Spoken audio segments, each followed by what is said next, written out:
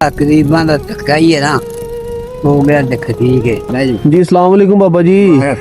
किदा सेहत तबीयत दा सुनाओ वेद करदी होनो सेहतां कादियां ने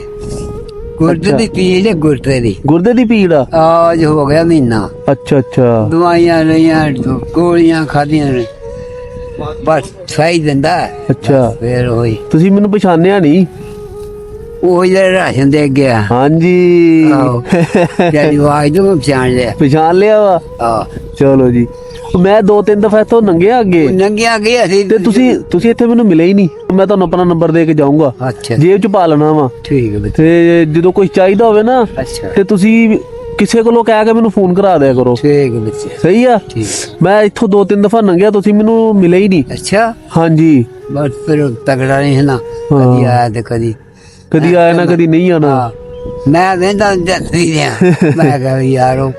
ਬੰਦਾ ਹੀ ਨਹੀਂ ਦੱਬਾ ਸਿੱਧਾ ਘਰ ਠੀਕ ਆ ਸਾਰੇ ਘਰ ਠੀਕ ਆ ਸ਼ੁਕਰ ਹੈ ਚੱਲੀ ਜਾ ਰਿਹਾ ਨਿਜ਼ਾਮ ਚੱਲਣਾ ਕਾਲਾ ਬਾ ਕਰੀਬਾਂ ਦਾ ਧੱਕਾ ਹੀ ਹੈ ਨਾ ਹੋ ਗਿਆ ਦੇਖ ਠੀਕ ਹੈ ਆਵਾ ਮਹੀਨਾ ਲੰਘ ਗਿਆ ਤੇ ਰਿਸ਼ਤਾ ਜਿੰਦੇ ਹੈ ਨਾ ਅੱਛਾ ਅੱਲਾ ਨੇ ਬਾਬਾ ਮਹੀਨਾ ਸਕੂਲ ਨਾਲ ਲੰਘ ਗਿਆ ਸੀਗਾ ਬਿਲਕੁਲ ਚਲੋ ਸਹੀ ਆ ਮੈਂ ਇਨਸ਼ਾਅੱਲਾ ਨਾ ਤੁਹਾਨੂੰ 2-4 ਦਿਨਾਂ ਤੱਕ ਫੇਰ ਦੇਖ ਜਾਣਾ ਮਹੀਨੇ ਦਾ ਰਾਸ਼ਨ ਦੇ ਜਾਂਗਾ ਤੁਹਾਨੂੰ ਫੇਰ ਅੱਛਾ ਉਹ ਫਿਰ ਅੱਗੇ ਰਮਜ਼ਾਨ ਦਾ ਮਹੀਨਾ ਆ ਰਿਹਾ ਨਾ ਹਾਂਜੀ ਹਾਂਜੀ ਉਹ ਫਿਰ ਘਰਦਿਆਂ ਨੇ ਸਾਡੀਆਂ ਭੈਣਾਂ ਨੇ ਰੋਜ਼ੇ ਰੱਖਣੇ ਹੁੰਦੇ ਆ ਹਾਂਜੀ ਰੱਖ ਹੈਂ? ਲਈ ਫਿਰ ਮੈਂ ਤੁਹਾਨੂੰ ਥੋੜੇ ਦਿਨਾਂ ਤੱਕ ਫੇਰ ਦੇ ਕੇ ਜਾਵਾਂਗਾ ਠੀਕ ਜਾਂ ਤੁਹਾਨੂੰ ਇੱਥੇ ਦੇ ਜਾਵਾਂਗਾ ਜੇ ਇੱਥੇ ਨਾ ਹੋਏ ਤੇ ਫੇਰ ਘਰ ਦੇ ਜਾਵਾਂਗਾ ਮੈਂ ਠੀਕ ਹੈ ਤੇ ਤੁਸੀਂ ਨੰਬਰ ਦੇ ਦਿਓ ਮੈਨੂੰ ਮੈਂ ਨੰਬਰ ਤੁਹਾਨੂੰ ਆਪਣਾ ਦੇ ਕੇ ਜਾਵਾਂਗਾ ਹਾਂਜੀ ਗੁਰਦੇ 'ਚ ਤਕਲੀਫ ਆ ਆਹੋ ਇੱਕ ਹੈ ਬੰਦਾ ਅੱਛਾ ਗੁਰਦੇ ਦਾ ਇਲਾਜ ਕਰਦਾ ਅੱਛਾ ਉਹ ਪਹਿਲੋਂ ਤਾਂ ਲੱਗਦਾ 1500 ਕਰਾਇਆ ਅੱਛਾ ਤੇ ਫਿਰ ਉਹ ਨਾ ਇਲਾਜ ਕਰਦਾ ਆਰਾਮ ਆ ਜਾਂਦਾ ਤੇ ਫਿਰ ਮੈਂ ਕਿਹਾ ਇਹਨੇ ਪਹਿਲੇ ਕਿਹੜੀ ਜਗ੍ਹਾ ਤੇ ਬੰਦਾ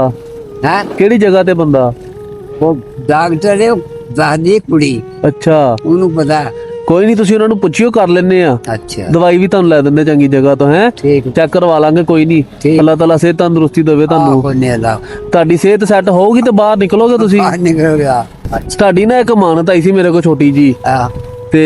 ਉਹ ਮੈਂ 2-3 ਦਫਾ ਇੱਥੋਂ ਗੁਜ਼ਰਿਆ ਵਾਂ ਅੱਛਾ ਤੇ ਉਹ ਫਿਰ ਤੁਸੀਂ ਮੈਨੂੰ ਮਿਲੇ ਨਹੀਂ